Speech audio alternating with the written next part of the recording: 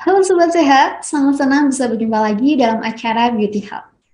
Beauty Hub akan membahas informasi seputar dunia kesehatan dan kecantikan bersama para narasumber yang ahli dalam bidangnya. Tak lupa, saya ingatkan Sobat Sehat untuk selalu menerapkan protokol kesehatan selama beraktivitas di luar rumah guna melindungi diri sendiri dan orang lain. Nah, Sobat Sehat, pada kesempatan kali ini kita akan membahas mengenai perawatan ortodontik dengan tema mengetahui 3 tingkatan perawatan ortodontik. Dalam melakukan perawatan ortodonti dikenal ada 3 tingkatan. Yang pertama yaitu ortodonti preventif, ortodonti interseptik, dan ortodonti korektif.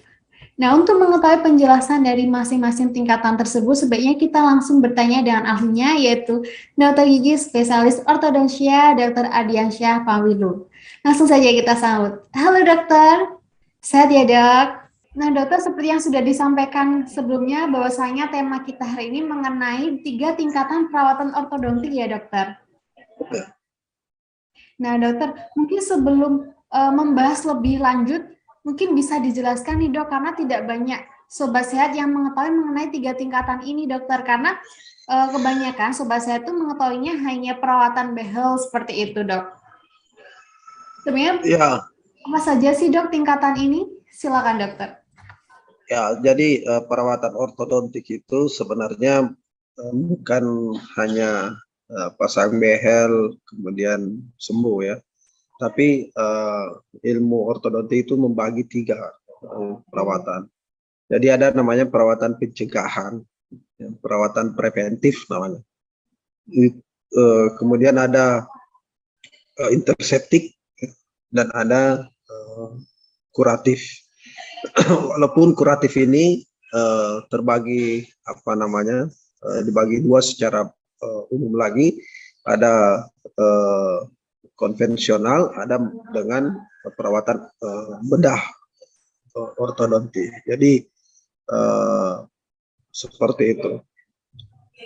Baik, dokter. Jadi memang ada 3 ya dok, preventif, Ya. interseptik, dan korektif. Kemudian korektif tadi dibagi menjadi 2 lagi ya dok? Ya, korektifnya bukan jadi behel, kemudian yang kedua adalah bedah ortodontik. Baik dokter. Nah dokter, lantas untuk penjelasan dari masing-masing tingkatan ini seperti apa dokter? Ya, jadi preventif adalah upaya ortodontis untuk mencegah maloklusi ya, terjadi pada gigi seseorang ya. Biasanya pada gigi anak-anak atau gigi jadi misalkan yang pertama itu ininya, jadi mencegah kerusakan atau terjadinya maloklusi pada seorang anak atau seorang pasien.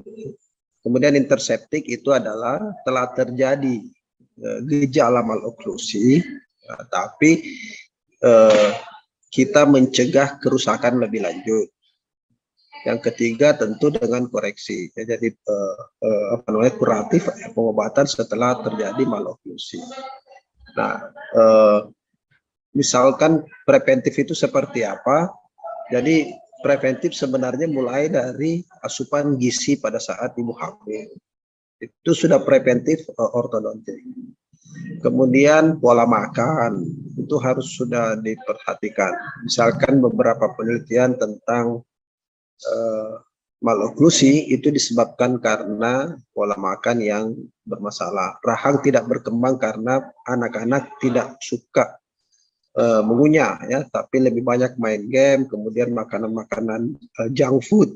Nah, itu ternyata dalam penelitian menyebabkan ukuran rahang tidak semestinya. Karena ukuran rahang tidak semestinya tidak normal ya, tidak semestinya, akhirnya gigi menjadi crowding.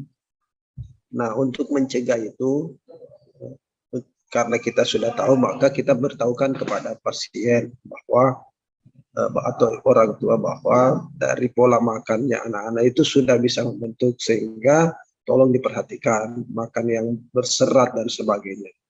Itu yang pertama. Yang kedua, interseptik.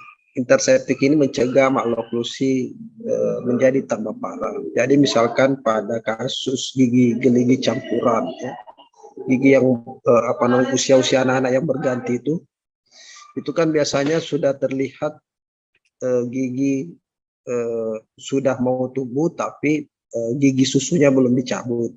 Nah, itu untuk mencegah maloklusi lebih ini maka kita cabut sesuai dengan waktunya. Itu juga untuk interseptik. Jadi misalnya dia sudah keluar giginya karena tidak tercabut, kita cabut cepat, itu salah satu. Bisa juga serial ekstraksi namanya. Serial ekstraksi ini kalau gigi taringnya tidak punya ruangan, sudah tertutup, maka kita langsung mencabut gigi susunya yang harus yang menghalangi, atau gigi kalau dia sudah gigi permanen maka gigi permanennya kita cabut untuk memberi jalan gigi taringnya untuk tumbuh dengan normal. Itu, atau misalkan kalau rahangnya mengecil maka kita ekspansi, ya. Kita lihat ini pasien rahangnya kecil, ya, masih usia anak-anak, itu usia tumbuh kembang semua, maka kita langsung mengekspansi. Atau kita lihat gigi rahang bawahnya, rahang bawahnya itu maju sekali, maka kita tahan dengan cingkap yang kemarin kita bahas. Itu interseptik. Kemudian korektif. Nah, pada kasus yang sudah maloklusi, sudah parah, sudah crowding, tidak bisa lagi maka kita lakukan koreksi.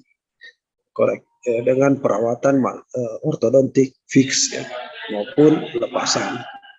Nah, interseptik juga contohnya, ya, saya kembali ke interseptik. Contohnya penggunaan alat-alat myofungsional. Jadi kalau kita rahangnya sudah kelihatan maju, kita gunakan alat-alat fungsional kayak myo brace, twin lobe, aktivator dan sebagainya. Itu bagian dari interseptik.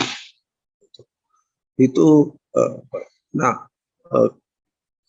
itu kuratif tadi ada dua yang saya bilang, ya, secara umum kuratif, tapi kita bisa bagi dua yang memang bisa diselesaikan dengan perawatan behel dan yang harus dengan bedah ortot nanti. Itu pada usia-usia dewasa. Jadi melibatkan skeletal, ya kita tentu harus melakukan perawatan dengan bedah ortot.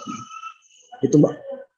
Dokter, jadi jika disimpulkan untuk tingkatan preventif itu pada saat sebelum lahir, ya dokter, dimulai dari sebelum lahir, ya dokter, sebagai langkah pencegahan. Dimulai tapi sampai misalkan pada gigi anak-anak, ya, gigi anak-anak atau gigi dewasa, karies gigi berlubang itu adalah pencegahan. Penambalan pada gigi berlubang itu adalah pencegahan terhadap terjadinya maloklusi. Misalnya kalau tidak ditambal, dia akan menjadi sisa akar, akhirnya tercabut. Karena tercabut, gigi tetangganya menjadi miring, kemudian terjadi penumpukan, infeksi dan sebagainya.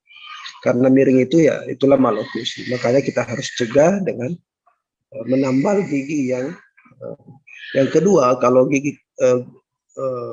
karies itu pada gigi anak-anak, pertumbuhan rahang tidak maksimal karena gigitannya tidak ketemu, ya. Karena ada rangsangan pada saat kita melakukan gigitan itu, oklusi itu ada rangsangan pertumbuhan dalam rahang. Nah, itu tidak terjadi pada gigi yang anak yang hilang semua giginya karena karies. Nah, itu begitu penjelasannya. Itu pencegahan. Jadi kita pada saat ada gigi anak-anak yang bolong, itu harus segera mungkin. Bukan pemikiran kita bahwa itu kan nanti terganti, tidak masalah. Tapi karena dia menyebabkan gigi tetangganya itu bergerak, yang kedua atau rusak, yang kedua rahangnya tidak berkembang secara normal. Jadi memang secara singkatnya itu sebelum terjadi maloklusi, kemudian dilakukan pencegahan ya dokter untuk Ya, preventif sendiri. Kemudian untuk intersepsi mungkin pada saat masa-masa tumbuh kembang sebagai langkah pencegahan gejala seperti itu ya dokter. ya. Apakah itu nanti juga Eh, se- penggunaan face mask seperti itu dokter sebagai apa namanya sebagai salah ya, satu tingkatan interseptik? ya. Jadi interseptik itu kan telah terjadi maloklusi, tapi masih bisa dilakukan eh, apa namanya agar maloklusinya tidak menjadi parah. Misalkan kita mau apa namanya tumbuh eh, apa namanya gigi yang sudah lama tercabut, sementara gigi penggantinya akan mau tumbuh. Nah, biasanya kalau gigi yang lama mau dicabut itu kan gigi tetangganya menjadi miring. Nah, karena dia menjadi miring, maka dia harus dikasih kembali dulu, di apa namanya ditegakkan sehingga gigi penggantinya akan tumbuh dengan normal. Itu interseptik, bagian dari interseptik karena sudah ada maloklusi, kemudian kita tegakkan sehingga namanya space regener, ya. Jadi mendapatkan lagi ruangan yang kita butuhkan. Kemudian ada face mask, chin cup, kemudian ekspansi, ya kalau ini, kemudian serial ekstraksi itu bagian-bagian dari interseptik, ya. Dan alat-alat myofunctional kayak twin block tadi yang saya bilang, myobrush, aktivator dan lain-lain. Baik, dokter. Dan dokter lantas untuk interseptik ini bisa dilakukan pada usia berapa dokter? Karena kan pada usia Usia tumbuh kembang ya dok. Ya, idealnya pada usia tumbuh kembang. Ya, jadi usia tumbuh kembang itu kan rahang bisa apa namanya uh, masih memungkinkan perubahan pertumbuhan. Tapi pada dasarnya interseptik itu jadi misalkan apa namanya gigi berlubang pada gigi dewasa itu juga kalau kita lakukan apa namanya pemasangan gigi palsu supaya atau menahan, itu bagian dari interseptik walaupun usia dewasa karena kita tahan rahangnya. Kalau kita ingin menggunakan gigi palsu, maka kerja kita adalah mengembalikan itu namanya interseptik.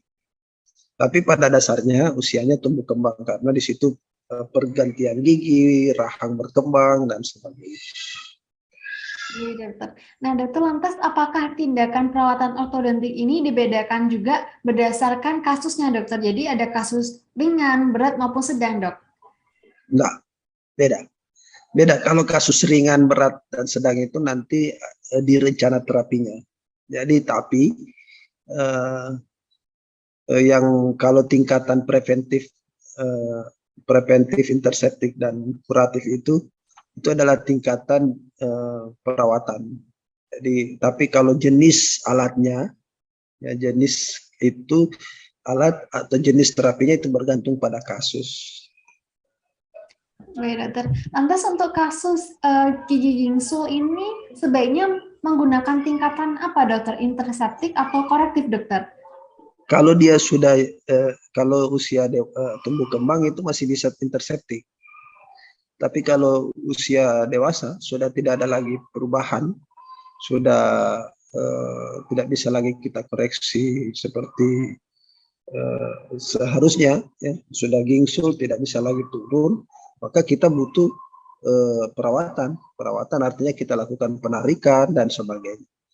Yang dimaksud interseptik pada saat gigi gingsul itu masih ada gigi di bawahnya, dia gingsul, kemudian ketika kita cabut giginya, ya, kita cabut gigi bawahnya itu yang susu atau gigi premolar, gigi C-nya itu bisa turun dengan sempurna. Nah, itu namanya interseptik karena kita mencegah kerusakan yang lebih parah. Tapi kalau dia sudah usia 20, 30, kemudian ada gingsunya, itu namanya perawatan karena kita tidak bisa lagi melakukan intervensi untuk menurunkan dia secara alami, tapi kita harus tarik, itu namanya korektif.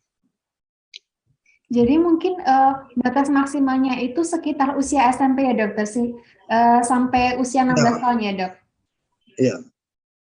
Baik, dokter. Nah, dokter, untuk kasus tindakan ortodonti preventif ini kan pada saat sebelum terjadinya maloklusi ya dokter, atau sebagai suatu langkah pencegahan. Lantas untuk batas usia melakukan tindakan ini itu sampai usia berapa dokter? Karena kan kita ketahui jika untuk interseptik ini pada usia tumbuh kembang, sementara pada usia 10 tahun kan juga termasuk usia tumbuh kembang ya dok? Ya, jadi begini, intinya prinsipnya sebenarnya adalah preventif itu dimulai dari ibu hamil. Ya. Apakah misalkan dia apa namanya kita lakukan perawatan pada saat ada kondisi-kondisi tertentu di mana dia mengalami kelainan pada gigi, kita terapi, itulah pencegahan. Jadi misalnya tadi saya bilang bahwa dia giginya berlubang pada usia 10 tahun misalkan, giginya berlubang atau 11 tahun belum terganti, maka kita harus melakukan penambalan. Itu tindakan preventif namanya. Jadi usia berapapun, karena dia penambalan, itu usia tindakan preventif. Kalau tindakan interseptik adalah ketika sudah terjadi maloklusi, kita memperbaikinya supaya tidak terjadi maloklusi yang lebih besar, ya, gitu. Jadi usianya relatif bersinggungan. Sama misalkan kalau kasus maloklusi disebabkan karena apa namanya frenulum yang tinggi, ya. Misalkan ada diastem di sini, tindakan pencegahan kita kalau belum terjadi diastem tapi kita lihat itu frenulumnya tinggi, itu kita bedah, itu namanya tindakan pencegahan. Saya umur 10 tahun atau 12 tahun kita lihat. Tapi kalau sudah ada celah kita apa namanya terapi operasi, ya, menghilangkan, itu sudah tindakan interseptik, ya, karena sudah ada celah. Tapi kalau sudah celahnya parah, ya, kita lakukan operasi, ya, itu sudah tindakan kuratif seperti itu. Karena kita sudah harus menarik, melakukan tarikan agar tertutup kembali. Gitu. Jadi tidak ada usia sebenarnya mulai dari usia anak-anak sampai usia dewasa. Ya. Sama misalkan kalau sudah dewasa, ada gigi berlubang satu pada usia 17-18 tahun. Berlubang, kalau kita tidak lakukan perawatan pada gigi itu, maka pasti akan menyebabkan maloklusi. Karena giginya akan bergerak ke belakang, ya, atau ke yang daerah kosong. Kemudian gigitan menjadi tidak baik. Kemudian terjadi gangguan sendi. Karena itu harus dicegah. Itu namanya tindakan pencegahan. Apa namanya? Makanya harus ditambah. Tapi kalau sudah giginya hilang, kemudian dia sudah miring sedikit, kita mau tarik, kita mau tegakkan terlebih dahulu, itu interseptik. Tapi pada saat kita lakukan perawatan, itu sudah kuratif. Jadi nanti yang menentukan suatu kondisi pasien harus menggunakan tindakan seperti apa itu nanti hanya dokter gigi spesialis ortodonti ya dokter? Ya, ya, karena semua apa namanya perawatan ortodonti itu saling bersinggungan. Jadi sebab bisa menjadi sebab kembali, ya, sebab maloklusi itu bisa menyebabkan menjadi akibat dari sebab lain yang dan bisa menjadi sebab untuk maloklusi. Jadi itu yang harus kita lihat rantainya. Baik dokter. Nah dokter, pada anak-anak kan sering dijumpai kasus karies susu botol ya dok? Ya. Nah itu termasuk tindakan apa ya dokter nanti untuk menanganinya? Karena kan ada yang mungkin sampai giginya habis kemudian tinggal setengah seperti itu. Ya itu pencegahan, Mbak, preventif. Ya jadi karena kan belum terlihat maloklusinya. Misalnya giginya bagus tuh, tapi posisinya, tapi dia karies rampan, kariesnya yang banyak hilang. Itu kan tadi teorinya adalah kalau gigitan atas dan bawah tidak ketemu, maka tidak latihannya sedikit kan, sehingga perkembangan rahangnya menjadi terhambat, yang tidak maksimal. Nah, pasti gigi permanennya itu yang pertama lambat tumbuh, yang kedua dia akan rahangnya mengecil, ya. Rahangnya mengecil. Karena rahangnya mengecil, maka terjadi karies. Karena itu pada kasus rampan karies botol, itu harus dilakukan perawatan penambalan. Itu untuk supaya atas dan bawah bertemu secara teratur, ya. Itu kalau itu karies. Nah, dokter, untuk karies ini kan masih dalam tahap anak-anak ya, dok. Nah, itu apakah boleh apabila karies susu botol ini dilakukan penambalan, dokter? Meskipun kita tahu bahwa nantinya bakalan digantikan dengan gigi dewasanya. Aduh, ya itu tadi, kalau dia karies harus ditambal, karena kalau tidak dia akan menjadi lebih besar lagi kembali, menjadi giginya hilang, dan itu tadi dampak. Yang kedua, kalau dia misalkan kariesnya di sisi kiri atau sisi kanan, itu akan menjadi menggerakkan gigi tetangga untuk menjadi bergerak ke arah karies, karena tidak ada yang tahan, kan, sehingga nanti di situ ruangannya menjadi kecil, rahangnya menjadi kecil, kan. Itu harus ditambal. Makanya dari kecil sudah harus diperkenalkan tentang cara menyikat gigi. Itu bagian upaya-upaya preventif. Biasanya itu untuk kasus karies susu botol ini hampir semua gigi nih, dok, yang mengalami karies ya, dok, ya, untuk kasus pada anak-anak ini.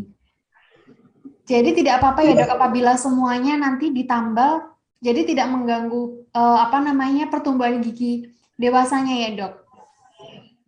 Justru bagus untuk pertumbuhan gigi dewasa. Justru bagus karena rahangnya terjaga. Sehingga pada saat terganti itu gigi tumbuh itu cepat tumbuh. Yang penting diperhatikan waktu erupsinya. Jadi kalau sudah mau berganti dicabut cepat. Kalau tidak pasti akan terjadi pelambatan, terjadi pengecilan rahang dan sebagainya, sehingga pasti terjadi maloklusi. Kalau rampan karies tidak dilakukan perawatan, maka pasti kemungkinan pasti akan terjadi maloklusi. Jadi memang sangat penting ya, dok, untuk menambah literasi bagi orang tua selain mengajarkan anak-anaknya menjaga kesehatan gigi dan mulutnya ya, dok. Karena kan biasanya yang lebih mengetahui atau lebih paham atas pertumbuhan gigi anak ini kan orang dewasanya ya, dok. Ya, betul. Jadi seperti itu. Yang kedua, kalau rampan karies itu tidak dilakukan perawatan, dia pasti akan menyebabkan gigi permanennya juga karies, karena bakterinya masih ada di situ. Sehingga kalau dia tumbuh gigi permanennya, pasti akan terjadi karies baru pada gigi yang baru tumbuh. Itu pasti. Saya justru baru tahu ini, dok, apabila gigi susu yang mengalami karies kemudian tidak segera diberikan penanganan justru bisa mempengaruhi gigi dewasanya. Saya kira nanti apabila gigi dewasanya tumbuh, kariesnya juga hilang, seperti itu, dokter. Secara prinsip pasti hilang. Hilang maksudnya kalau giginya dicabut, kan. Tapi kalau dia bersinggungan, karena di situ masih banyak ada bakteri-bakteri yang sama dalam mulut yang menyebabkan karies itu gigi, maka itu pasti ditemukan juga karies pada gigi yang akan tumbuh atau di sampingnya. Misalnya dia gigi I2, ya, gigi seri pertama yang karies, kemudian gigi seri kedua yang sudah tumbuh permanen, itu gigi seri pertamanya itu akan menyebabkan gigi kedua juga pasti terinfeksi karies dan menjadi karies. Jadi pasti prinsipnya begitu, kan, bakteri itu tidak tinggal diam, dia menginvasi daerah. Baik, dokter. Nah, dokter, tadi kan juga sempat disebutkan mengenai tingkatan korektif ya, dok, yang mana dibagi menjadi 2 lagi. Nah, mungkin bisa dijelaskan nih, dok, untuk masing-masing bagian dari tingkatan korektif ini, dokter. Silakan, dokter. Ya, kalau korektif kalau dia menyumbatkan gigi saja, itu korektif biasa, konvensional, tradisional. Ya, seperti kita lakukan pemasangan behel atau pemasangan alat lepasan dan sebagainya. Tapi kalau sudah melibatkan rahang, itu sudah harus dilakukan perawatan bedah pada usia dewasa. Jadi tidak bisa lagi kita mendapatkan hasil yang maksimal untuk jika tidak dilakukan perawatan bedah orto. Gitu. Makanya sebelum di usia tumbuh kembang, kalau ada kasus skeletal, itu harus dilakukan perawatan interseptik dengan alat-alat myofungsional. Baik dokter, jadi memang bisa disimpulkan ilmu ortodonti ini sama halnya dengan suatu mencegah mencegah terjadinya kelainan oklusi ya dokter. Ya, satu lagi contohnya ya Mbak ya, supaya misalkan kebiasaan anak bernapas melalui mulut. Nah, ini jarang dilihat, jarang diketahui oleh orang. Nanti hasilnya dia membuat rahang atas itu maju. Jadi tampilannya seperti muka burung. Muka burung itu ada apa namanya? Seperti ini kan, burung elang itu atasnya jauh sekali.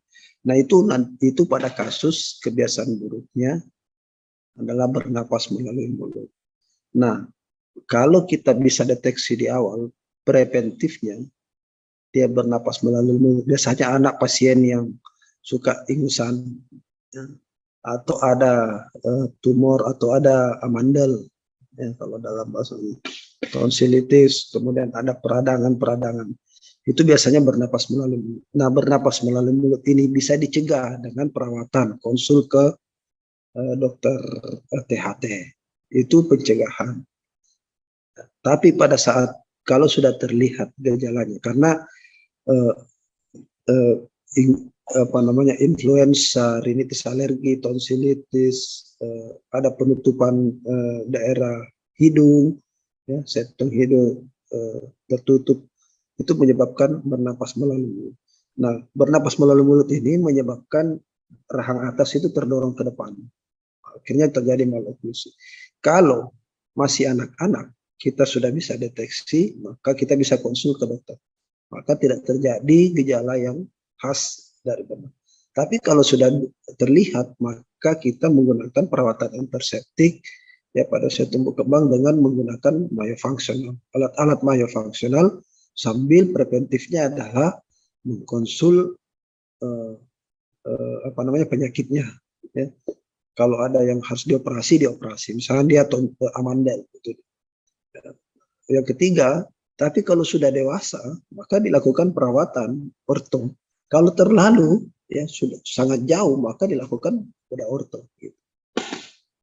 Lantas untuk kebiasaan menghisap jari ini dok, apakah juga bisa membuat rahang atasnya menjadi maju dokter? Karena biasanya kan banyak sekali anak-anak yang dijumpai seringkali menghisap ibu jarinya dokter. Pasti itu pasti menghisap ibu jari, menghisap apapun sebenarnya.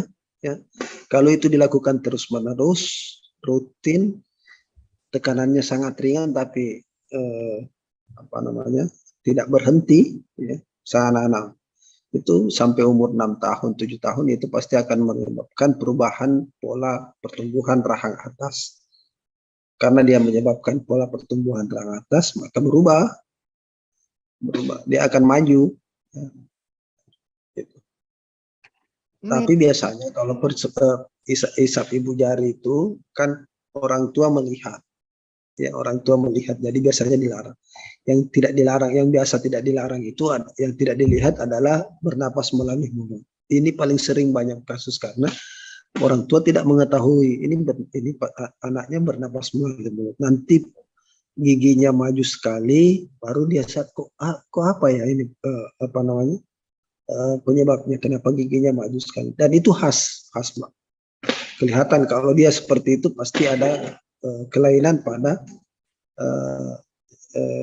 hidungnya sehingga alur napasnya itu melalui mulut. Baik dokter. Nah tadi kan sempat dokter Adiansyah membenarkan apabila yang bisa menentukan tingkatan ortodontik yang sesuai dengan kasus pasien ini kan hanya dokter gigi spesialis ortodontik Ya dokter. Lantas bagaimana sih dok prosedur cara menentukan tingkatan tindakan ortodonti ini yang sesuai dengan kasus yang dialami pasien? Ya, yang pertama tentu kan kita anamnesa pasien. Jadi kita tanya-tanya kalau misalnya apa masalahnya. Kemudian setelah dia anamnesa, kan dia mengeluh tuh, pasti ada keluhan ini dok, agak maju, ini apa, dan sebagainya. Nah, yang kedua kita melakukan pemeriksaan-pemeriksaan. Jadi pemeriksaan baik fisik maupun langsung ke gigi pasien, ya. Kemudian kita lihat profilnya dan sebagainya. Nah, kalau kita lihat gigi pasien ada kelainan, otomatis kita lakukan intervensi. Nah, kalau misalkan kita lihat pasien ada berlubang giginya, maka kita rujuk untuk dilakukan perawatan. Kalau ada giginya goyang, mobile karena ada apa namanya gigi yang mau tumbuh, itu kita konsul ke dokter gigi untuk dilakukan pencabutan. Tapi kalau sudah sangat parah, dia harus membutuhkan perawatan behel ya, atau perawatan lepasan, itu kita langsung lakukan treatment. Nah, kalau usianya dewasa, rahangnya dari foto penunjangnya rahangnya beda, kita lakukan bedah ortopedi.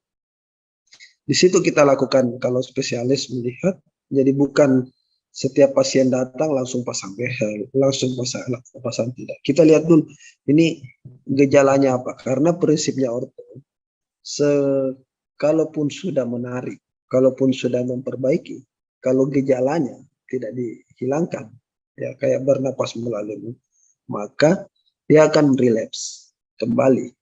Jadi kalau sudah kita perbaiki, tapi gejalanya kita tidak hilangkan, maka dia akan kembali. Jadi kayak tadi diastem, apa namanya space ya, kita tidak hilangkan frenulum ya, kita rapatkan saja. Nanti kalau sudah hilang ortonya, hilang lagi, kembali lagi. Itu sudah pasti. Jadi kita harus lihat gejala.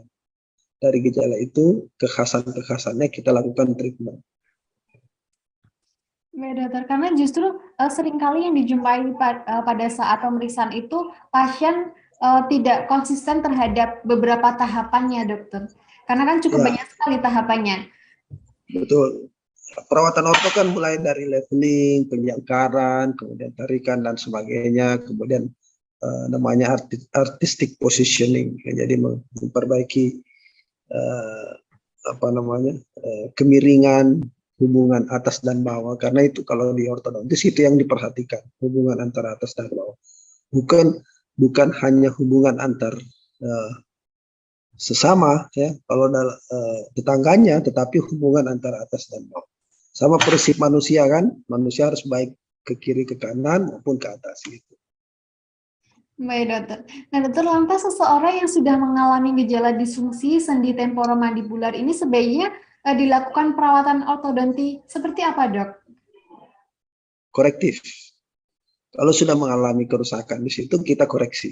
Ya, jadi kelainan sendi temporomandibular joint itu kan disebabkan adalah ketidakseimbangan antara kiri dan kanan. Tekanan yang diterima antara sendi kiri dan sendi kanan.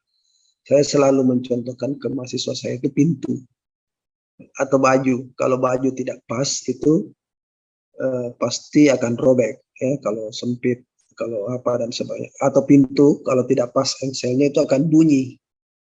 Walaupun cuma satu akan bunyi, dan lama kelamaan dia akan rusak itu engselnya. Nah itu sama dengan sendi temporomandibular joint.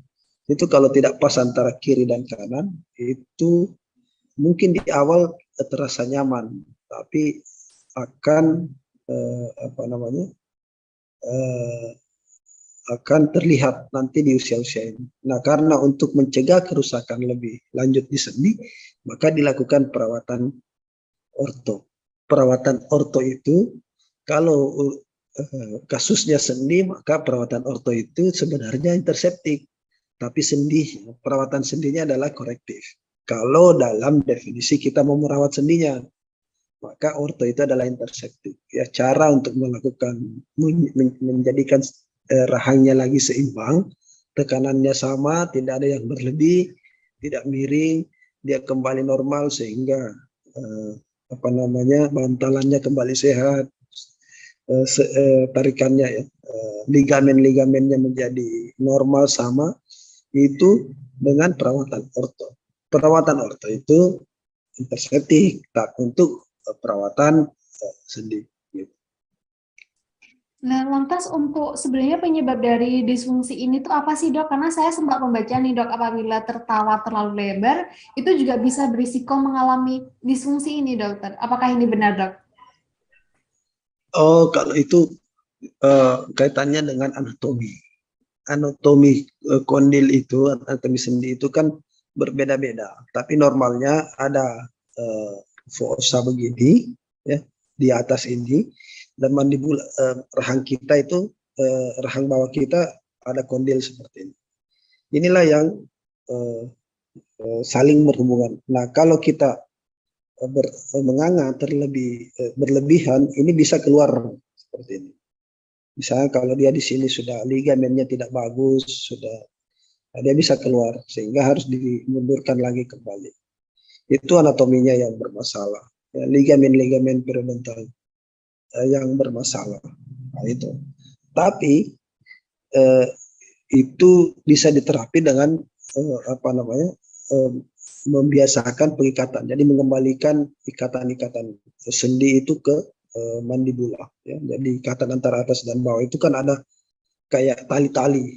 Itu tali-talinya yang diperbaiki dengan mulut diterapi dengan spleen, ya, tidak boleh bergerak dan sebagainya.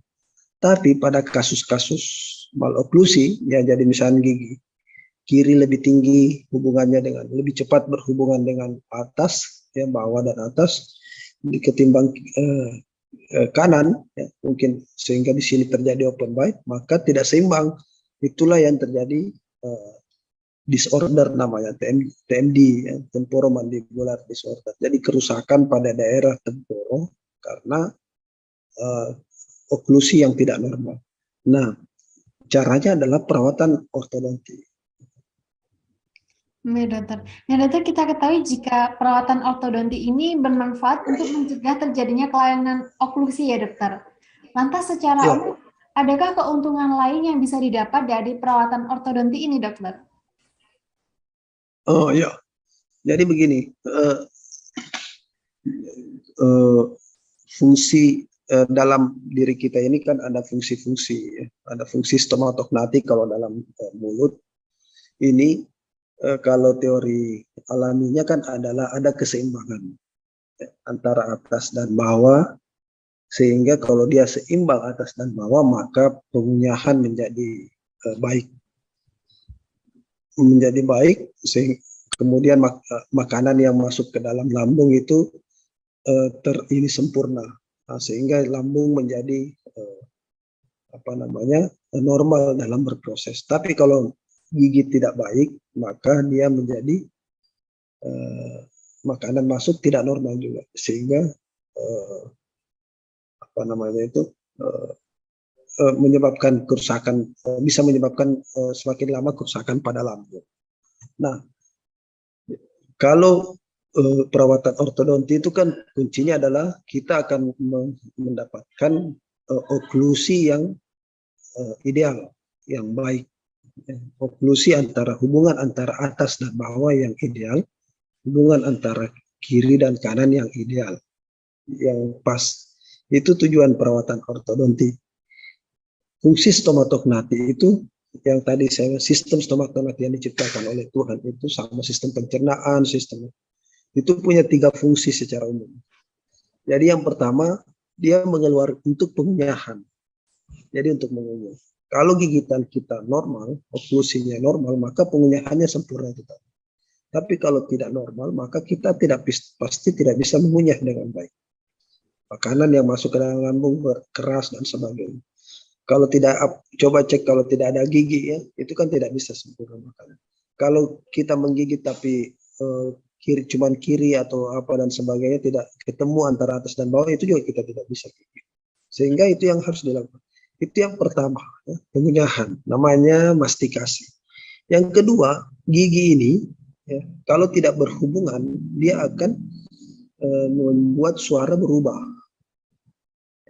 Suara. Jadi misalkan pada kasus-kasus celah bibir, ya itu kan suaranya sengal karena dampak awalnya dari langit-langit yang tidak tertutup, kemudian gigi yang tidak. Coba dengar bandingkan antara orang bicara dewasa, ya, yang giginya utuh, bagus, dengan gigi orang gigitan terbuka atau gigi orang-orang tua yang hilang gigi depannya. Ya. Itu pasti bermasalah. Tidak sama ya. Jadi bahkan ada yang kalau gigi depan tidak ada atau ada jarak, biasanya air liurnya itu muncrat ya pada saat berbicara. Nah itu yang kedua. Baru yang ketiga adalah estetik. Jadi fungsi estetik itu mengikut di fungsi yang sebenarnya adalah untuk pengunyahan dan melahirkan suara yang baik. Itu manfaat untuk mendapatkan oklusi yang baik. Jadi memang banyak sekali ya dok manfaatnya, tidak hanya untuk mencegah terjadinya oklusi maupun memperbaiki maloklusi ya dokter. Bahkan bisa juga berdampak pada estetika wajah juga ya dok.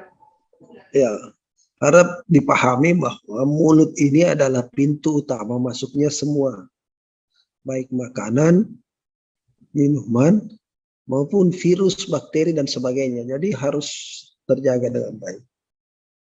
Baik dokter Adiansyah. Baik dokter, terima kasih dokter atas informasi yang sudah diberikan, karena memang Sobat Sehat perlu sekali literasi mengenai hal ini ya dokter, karena banyak sekali mungkin yang menyepelekan kesehatan gigi dan mulutnya karena memang tidak terlalu terlihat seperti anggota tubuh lainnya ya dok. Ya, yang paling penting sebenarnya begini, kalau oklusinya tidak baik, itu lama-kelamaan akan menyebabkan sendi bermasalah. Sendi bermasalah itu kita tidak bisa buka mulut, dan itu sudah permanen karena bantalannya rusak. Nah kalau itu yang kita tidak jaga, yang permanen, maka sudah pasti gigi, cara bicara tidak normal, cara makan tidak normal, dan pasti sudah tidak baik, ya, tidak percaya diri karena estetikanya tidak bagus. Sakit terus kan. Baik dokter, terima kasih ya dokter Adiansyah atas informasinya dok. Semoga penjelasan dari dokter Adiansyah bisa menambah literasi bagi Sobat Sehat yang menonton ya dok. Oke. Nah itu dia Sobat Sehat penjelasan dari dokter Adiansyah mengenai 3 tingkatan perawatan ortodontik.